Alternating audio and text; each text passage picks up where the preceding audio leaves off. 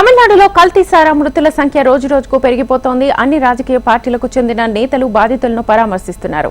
ఆసుపత్రిలో చికిత్స పొందుతున్న బాధితులను హీరో కమల్, తలపతి విజయ్ పరామర్శించారు. ఇటు తమిళనాడు బీజేపీ నేతలు అన్నామలై, తమిళిసై గవర్నర్ రవితో భేటీ అయ్యారు. కల్తీ సారాపై సమగ్ర విచారణకు ఆదేశించాలని కోరారు. ప్రభుత్వ వైఫల్యం వల్లే కల్తీ సారాతో ఇంతమంది మృతి చెందారని అంటున్నారు. సీబీఐతో విచారణ జరిపించాలని గవర్నర్ కోరారు. మరోవైపు అన్నాడీఎంకే నేతలు చెన్నైలో నిరసన కార్యక్రమాన్ని చేపట్టారు.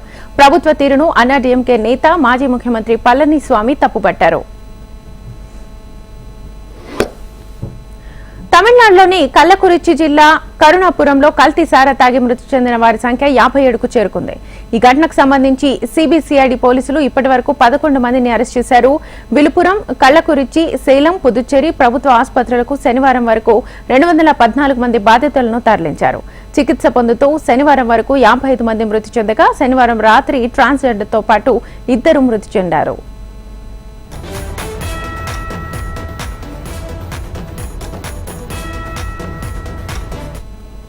ప్రస్తుతం కల్లకురిచి ప్రభుత్వ ఆసుపత్రిలో 106 మంది, సేలం ప్రభుత్వ ఆసుపత్రిలో 30 మంది, విలుపురం ముండియంబాకం ఆసుపత్రిలో 4, పుదుచ్చేరి జిప్మర్లో 17 మంది కలిపి మొత్తం 157 మంది చికిత్స పొందుతున్నారు. సేలం ఆసుపత్రిలో చికిత్స పొందుతున్న 17 మందిలో 8 మంది వెంటిలేటర్పై చికిత్స పొందుతున్నారు. కల్లకురిచిలో కల్తీ సారా తయారీకి మిథనాల్ను పుదుచ్చేరి మార్గంగా తరలించినట్లుగా తెలియడంతో పుదుచ్చేరి తమిళనాడు సరిహద్దు ప్రాంతంలో పోలీసులు నిఘా ఉంచారు.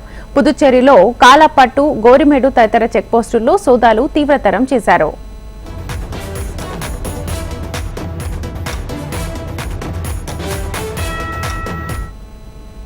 కల్లకురిచి కల్తీ సారా మరణాల కేసును సిబిసిఐడి దర్యాప్తు చేస్తోంది. కేసులో సంబంధం ఉన్న చెన్నైకి చెందిన శివకుమార్ కోసం గాలించారు. ఈ నేపథ్యంలో చెన్నై ఎంజీఆర్ నగర్ లో దాగి ఉన్న అతన్ని ఆదివారం ఉదయం ప్రొహిబిషన్ ఎన్ఫోర్స్మెంట్ వింగ్ పోలీసులు అరెస్ట్ చేశారు. నిందితుడిని సిబిసిఐడి పోలీసులకు అప్పగించనున్నారు. ఈ కేసులో శనివారం వరకు 10 మందిని అరెస్ట్ చేశారు. అరెస్ట్ అయిన వారు ఇచ్చిన సమాచారం మేరకు కడలూరు జిల్లా బండ్రుట్టిలో చిప్స్ దుకాణాన్ని నిర్వహిస్తున్న శక్తివేల్ ను సిబిసిఐడి పోలీసులు ఆదివారం అరెస్ట్ చేశారు. ఇతని జీఎస్టీ బిల్లును మాదేశ్ అనే వ్యక్తి ఉపయోగించి మినరల్ టర్పంటైన్ ఆయిల్ ను కొనుగోలు చేసి నీళ్లలో కలిపి అనేక మందికి విక్రయించినట్లుగా దర్యాప్తులో తేలింది.